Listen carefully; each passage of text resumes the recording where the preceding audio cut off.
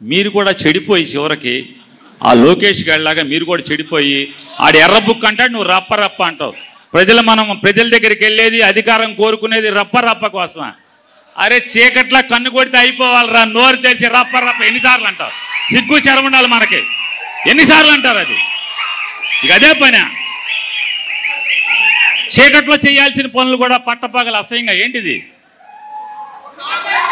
ఇక అదే దానికా నీ రాజకీయం? దానికోసమా?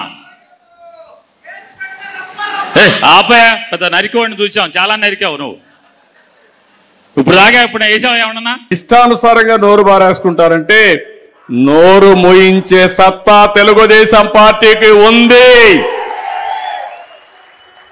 నేను డెమోక్రటిక్ గా పోతాను, బలహీనత కాదు.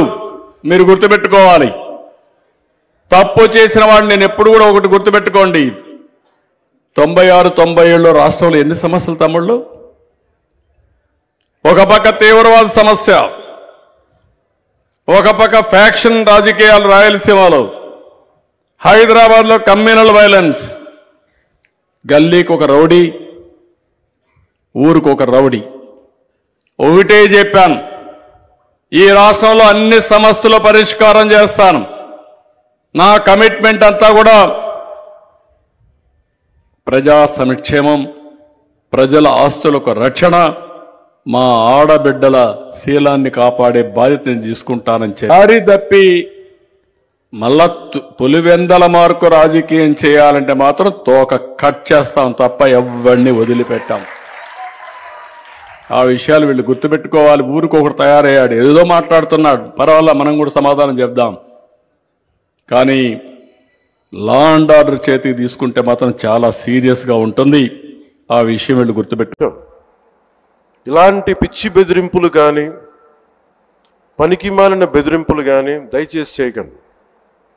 తాటాక చప్పులకి ఇక్కడ ఎవరు భయపడేవారు లేరు.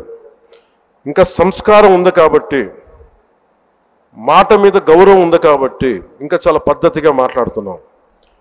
చాలామందికి ఒక ఆలోచన ఉండొచ్చు, మళ్ళీ ఆ ప్రభుత్వం వస్తే ఏం వద్దు, నా ప్రభుత్వం రావట్లేదు కోలేదు. మీరు కనుక ఇలా అలాగే ప్రత్యేకించి రోడ్ల మీదకి వచ్చి బ్యానర్లు పట్టుకొని గొంతుకులు కూసేస్తాం. సినిమాలు చెప్పడానికి చాలా బాగుంటాయి ఇవి. నేను సినిమాల నుంచి వచ్చిన వాడిని, సినిమాలు చెప్పడానికి చాలా బాగుంటాయి. నిజ జీవితంలో నమ్మి మోసపోకండి. కాలు మక్కిలు ఎరకొట్టు కింద కూర్చోబెడతాం. జాగ్రత్త, పిచ్చి వేషాలు వేయకండి ఎవరు కూడా. ఇవి సరదాగా ఉండే విషయాలు కాదు ఇవి. శాంతి భద్రతలను ఏమాత్రం క్షీణిస్తే చిన్నపాటిది కూడా సహించం. మీకు బలంగా తెలియజేస్తాను ప్రజలందరికీ కూడా. పిచ్చి వేషాలు వేస్తే తొక్కి నార తీస్తాం, గుర్తుపెట్టుకోండి. ఇది సంస్కారం కాకపోయి, ఇది సభకి కరెక్ట్ కాకపోయినా చెప్తున్నాను ఇది. ఇంకా ఆయన అందులోంచి బయటికి రాలేనట్టుంది. ఆయన గురించి ఎంత తక్కువ మాట్లాడుకుంటే అంత మంచిది. నా విలువను నేను దిగజార్చుకోలేను ఆయన గురించి మాట్లాడి. కాకపోతే ఏదైనా విధానపరంగా మాట్లాడమనండి, చిన్న పిల్లోడికి కూడా సమాధానం చెప్తాను. అంతే తప్పించి టార్గెట్ చేసి ఏదో రకంగా మాట్లాడదాం అనుకుంటే కనుక చెప్పాల్సిన అవసరం లేదు. మేము ఏదైనా చెప్పాలనుకుంటే మేము ప్రజలకు చెప్పాలి. మేము ఆన్సరబుల్ ప్రజలకి. ఈరోజు ఎక్కడ ఏ అన్యాయం జరిగినా మాకన్నా ముందు స్పందించే వ్యక్తి చంద్రబాబు ఉంది. ఈరోజు వైసీపీ మూకలని కూడా రోడ్డు మీదకి వచ్చి అదే హింసా రాజకీయాలని బయటకు మళ్ళా తీసుకొస్తాము, లేకపోతే హింసా రాజకీయాలను ప్రేరేపిస్తాము, లేకపోతే బయటకు వచ్చి 2029లో రపారపా కోస్తాము, ఇలాంటి పదాలు చాలా ఎక్కువగా వినిపిస్తున్నాయి. వీళ్ళందరికీ ఒకటే చెప్తున్నానండి, ఇక్కడ మీ ఆటలు సాగు. ఇక్కడ ఉన్నది చంద్రబాబు నాయుడు గారు, ఎన్డీఏ కూటమి. ఎట్టి పరిస్థితుల్లోని కూడా లా అండ్ ఆర్డర్ ప్రాబ్లం వచ్చినా, జనాల్ని రెచ్చగొట్టే పరిస్థితుల్లో మీరు ఎటువంటి వ్యాఖ్యలు చేసినా, అదేవిధంగా ఆడబిడ్డల్ని అవమానకరంగా మాట్లాడినా ఎట్టి పరిస్థితుల్లోని టాలరేట్ చేసే ప్రసక్తి ఉండదు. దానికి తగ్గ మూల్యాన్ని కూడా మీరు కూడా చెల్లించుకుంటారు. దీనికి కొంచెం జాగ్రత్త పడాల్సిందిగా వైసీపీ మూకలకి చెప్తున్నారు. ఎర్రపు గురించి మాడితే ఒకటికి గుండెపోటు వచ్చింది భయ్. ఇంకొకటి పరిస్థితి ఎలా ఉందో మీకు బాగా తెలుసు కదా.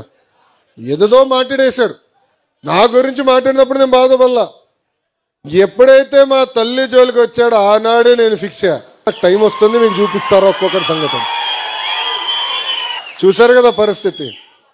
ఏనా తల్లి జోలికి వస్తే వదిలిపెడతాం మనం? ఎవరిని వదిలిపెడతారా? ప్రసక్తేలే. ఇంకొకడు ఉన్నాడు, ఎర్ర బుక్ చెప్తే బాత్రూంలో కాలు జారిపడి చీర కొట్టుకున్నాడు. ఒక పద్ధతి ప్రకారం వెళ్తున్నాం. చట్టపరమైన నిర్ణయాలు తీసుకుంటున్నాం. అందుకే మనం తీసుకున్న నిర్ణయం ఈరోజు ఎవడు ప్రశ్నించలేకపోతున్నాం. ప్రజలు కూడా ఎస్ బాగా చేస్తున్నారు, వీళ్ళకి తెలియాలరా అనేది ప్రజలు కూడా భావిస్తున్నారు. అట్లా అని కాళ్ళు రెగరేసుకుని మనం తిరగకూడదు. అహంకారంతో మనం